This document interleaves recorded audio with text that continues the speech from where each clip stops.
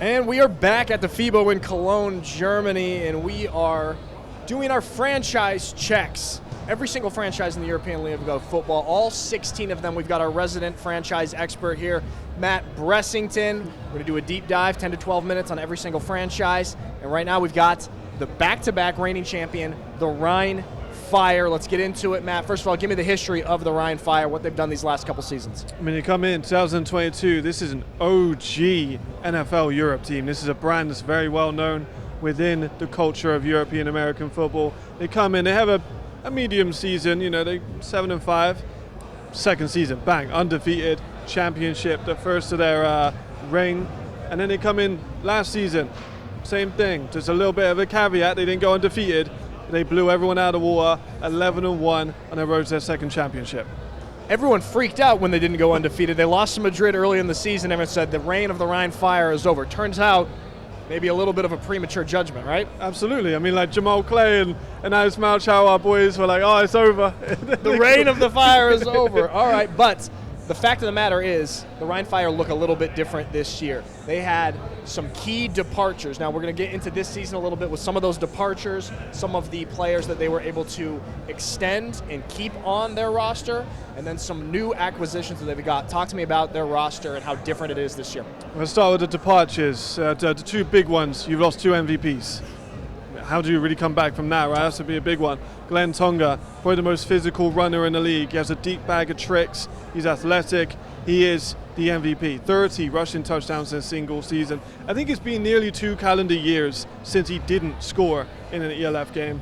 And then you have Jadrian Clark, the poise, the captain, El Capitan. He is the guy in the middle. He's super, super experienced in the European American football. He's been here for years.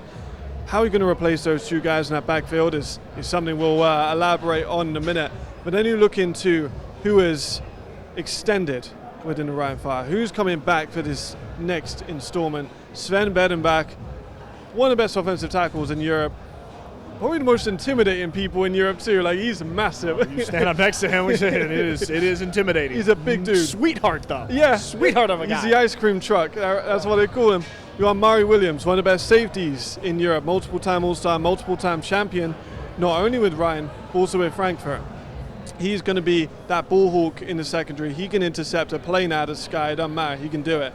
And then, who was someone I really like? I want to go a little bit against the grain. A lot of people talk about the Rhein Fire and this and that. I want to talk about Hugo Cagles. Comes in as an All-Star last season, defensive tackle, former Division I athlete in Massachusetts. He has got the nastiest spin move I've seen for a while. Maybe since James Brooks in Prague. He's also an elite spin move player. I really like him. I think he's the future of this Rhein Fire organization. There we go. And so just getting into the roster and the depth chart here a little bit. Talk to me a little bit about their defense. I know that you like their defense. What do you like about what they've got? Well, firstly, I will start with Jordan Bua and there we go. Chad Jeffries. We stay on offense. I will talk about those a little bit, just for a second. Jordan Bua, Italian receiver, gets injured with Vienna Vikings last season. A little bit of concern because he said he was going to go play in Italy and try and heal himself back up. I said, is that a good idea? Is it a bad idea? Is he going to re-aggravate the injury? No, he looks phenomenal in Italy. He's coming into Rhein in peak condition. And then Chad Jeffries, they're not similar. Him and Clark, they're not that similar.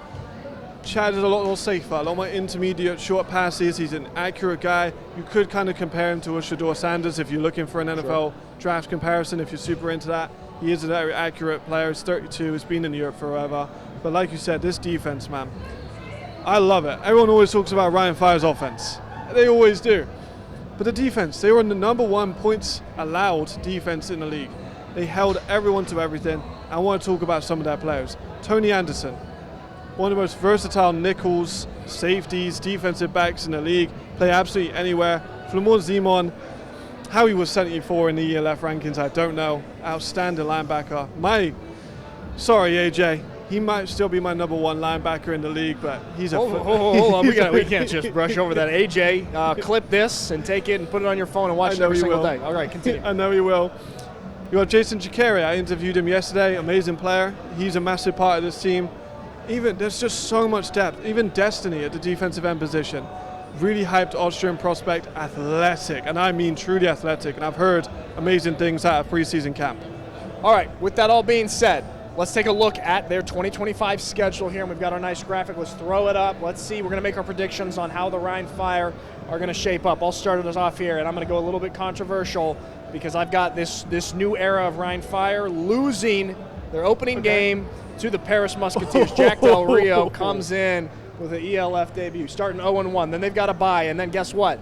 They're going to drop to the Vienna Vikings. Rhein Fire going 0-2 at the start of the season. Okay, this is a different Rhein Fire offense than we saw in the championship game, who decimated them, Vienna Vikings. Then, you know what? They're going to get their footing a little bit. Against Paris, they're going to win.